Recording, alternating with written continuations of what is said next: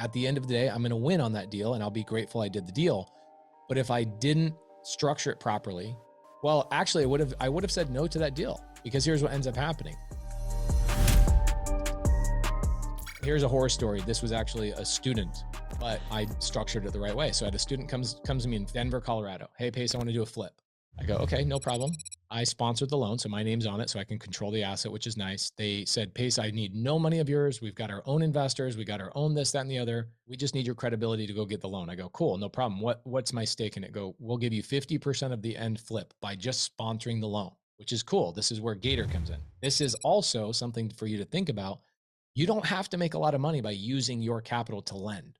If you have a good credit score or you have experience, you can go and sponsor people's fix and flip loans and get half of their profit without even putting a dollar up. This is what I call the Gator method. So I go to them. Here's where my mistake was. I did not verify the comp on the deal because I trusted the human being. What ends up happening is they hire a bad contractor. They go over budget. That house should have sold back in August. Here I am now in January. The house is worth $200,000 less than it was supposed to be. So now the bad thing is I now have an asset that I had to tell those guys, get out of my way. I'm just going to go do the deal on my own. I'm going to bring my team in and I'm going to fix it. And then what I have to do in that situation is I have to refinance myself out, essentially, get a long-term loan in the deal and keep it as like a BRRRR deal, right? You know the BRRRR strategy, right? Overheard it, but okay. So the BRRRR strategy is you buy a house with hard money, which is what I did. I sponsored a hard money loan for them, which is simple interest. It's just interest only, cranking out, high payment. Then you renovate the property, you then refinance the property, and then you repeat. So BRRRR, right? So that's the acronym. Okay. So I go, great. I got a hard money loan, which I did during the B phase of the BRRRR. Good thing is I own it. I can go to a long-term lender, like a commercial lender, and go, give me an amortized loan. You know the difference between simple interest and amortization? Yeah. One pays down, the other one does not pay down. Right. So I'm like, all right, I'll just go refinance and hold the asset and put it in my portfolio. At the end of the day, I'm going to win on that deal and I'll be grateful I did the deal. But if I didn't structure it properly, well, actually I would have said no to that deal, because here's what ends up happening.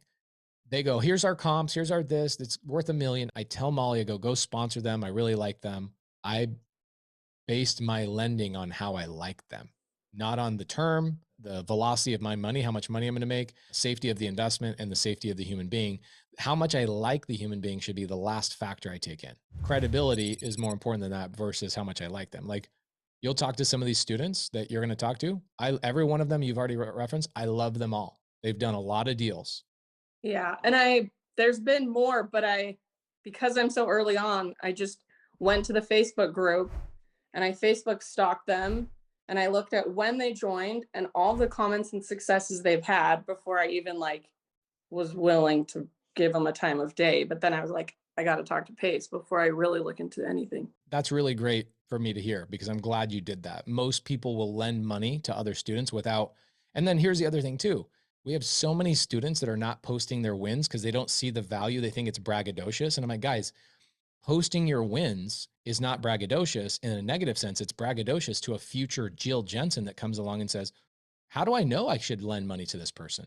I was like, who's Kevin Cho? So I love Kevin. Who are you? I like all your. But then you go in the Facebook post and you see all his posts. You're like, oh, he got a deal. Oh, he got a deal. Oh, somebody JV'd with him. Oh, he's got a deal. Oh, he's been in here 2 years.